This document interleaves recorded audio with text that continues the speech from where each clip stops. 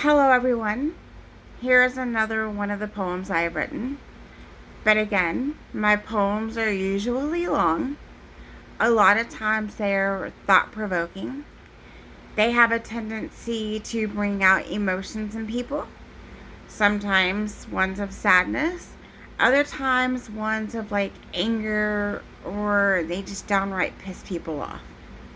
So, just that fair warning. With that being said, this one is called Human. Everyone knows that mass amounts of people have always disliked, been against, or had a problem with the people of our community. Most of us know the reasons are because of things such as those people being homophobic, bigots, prejudiced, being ignorant by lacking knowledge, going along with beliefs that they have learned from their own family and friends, or because of following beliefs that their religion has taught them. For a few years now, though, there have been a couple of things that I have been thinking about back in the depths of my mind. Is our community as a whole aware of any of the things that some of our own people do, which add to their disgust and hatred?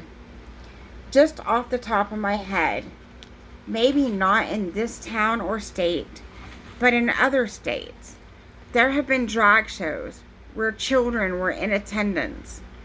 Performers were inappropriately dressed, vulgar music was used, and just like many of the adults, children were allowed to tip by putting the money into performers' clothing. Along with that, I understand why pride parades still exist, but many people in and out of the community are aware of the ones where, again, minors were present, more vulgar or foul music was played, or language was used, as well as some sexual type acts publicly seen, half-naked people on display, and even people dressed in fetish and bondage attire. These instances may be the extremes, but they are facts that should not be ignored. Some people fail to realize that when it comes to a group of people who are considered to be marginalized, such as ourselves, it is even easier for a few bad apples or a few people with a lack of morals and good judgment to make things harder for or ruin things for all the rest of us. To make matters worse, a multitude of people who are not allies or a member of the LGBTQIA community have considered us to be the alphabet group, as they put it, all because some of us felt the LGBTQ or LGBTQ plus was never inclusive enough. Even I have been left wondering in my writings how to word it so that I don't upset, hurt, or offend anyone in the community, which I am so proudly a member of.